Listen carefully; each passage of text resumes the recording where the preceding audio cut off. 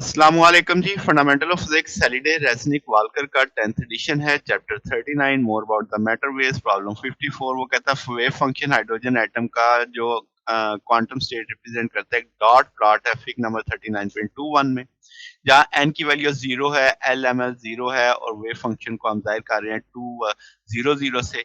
यानी आप तीनों वैल्यूज दे देते हैं एन, एल और एम एल। एन 2 है, एल 0 है, एम एल भी 0 है।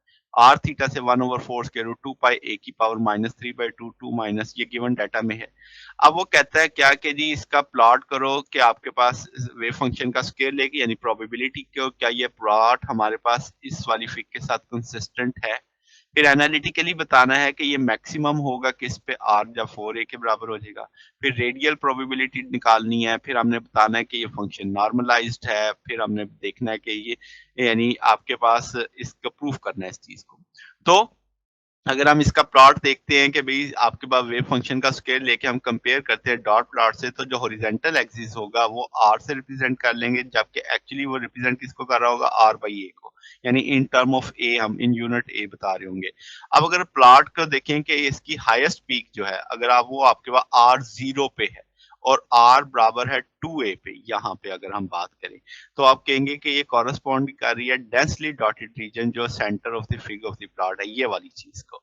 फिर आपके पास इस पीक के बाहर क्या हो रहा है, इस पीक के बाद नियर जीरो वैल्यू आ रही है सेंटर R2a से, जहाँ पे वेव फंक्शन साइड 2 0 0 है। अब अगर ये रिप्रेजेंट करता है डॉट प्लॉट एम्प्टी रिंग, ये जो इसके अंदर एक एम्प्टी रिंग आ रहा है, ठीक है, सेंट्रल रिंग के सराउंडिंग में। फर्दर हम कहते हैं कि जैसे हम मजीद दूर जाते हैं तो आपको थोड़ी सी पीक एक और मिलती है। वो कहता है लो पीक रीच करती है maximum value r is equal to 4a पे, ये जैसे ग्राफ में दिखाया हुआ r is equal to 4a पे। वो कहता है कॉरेस्पॉन्डिंग जो आउटर रिंग है नियर द यूनिफॉर्म डेंसिटी पे, वो कहता है which is lower than that the centre peak, के इसकी जो आपके पास पीक है इस वाली पीक से काफी कम हो, जो इसके साथ ही ये कंसिस्टेंट कर रही है स्विक के साथ। अब आगे चलते हैं तो हम जानते हैं कि साइज स्क्वायर वो कहता है 0 से इन्फिनिटी के बीच में आपके पास एक्सट्रीम होगी। हम इसका स्क्वायर करेंगे, वेव फंक्शन का डिफरेंशिएट करेंगे विद रिस्पेक्ट टू आर, फिर से इक्वल टू 0 करेंगे। तो देखें वेव फंक्शन को मैंने स्क्वायर कर लिया है, स्क्वायर करके ओपन कर दिया, फिर डिफरेंशिएट कर दिया आर के लिहाज से। इस जो स्क्वायर करने के बाद जो आया था वो उसे इक्वल टू 0 कर दिया। अब आपके पास जो रूट्स निकलेंगे इस सारे से इक्वल टू 0 कैसे हो सकता है? 1/32 तो 0 नहीं हो सकता, बहुत रेडियस भी 0 नहीं हो सकता, पाई भी 0 नहीं हो सकता, एक्सपोनेंशियल आर भी 0 नहीं हो सकता। तो इसका अंदर r माइनस 2a 0 हो सकता है या r माइनस 4a 0 हो सकता है। तो इसका ना r की दो ही पॉसिबल वैल्यू है, 4a या 2a।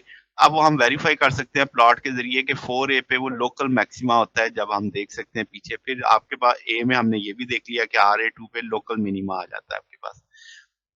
फिर क्या जनाब, अब हम जानते हैं कि भाई साइन 220 पे इस पे हम जानते हैं कि प्रोबेबिलिटी डेंसिटी के लिए बात करेंगे, पी आर डी आर होता है साइज स्केल डीवी के, तो डीवी हम जानते हैं 4 पाई r² इंटू डी आर, वो वैल्यू मैंने प्लेस कर दी। अब हमारे पास वेव फंक्शन के स्केयर वैल्यू भी मौजूद है और डी आर की वैल्यू भी मौजूद है, उसको लेके हमने सॉल्व कर लिया। तो ये r² ओवर 8 ए क्यूब है 2 माइनस आर ओवर ए की पावर स्केयर ई की power minus r by a आ जाएगा।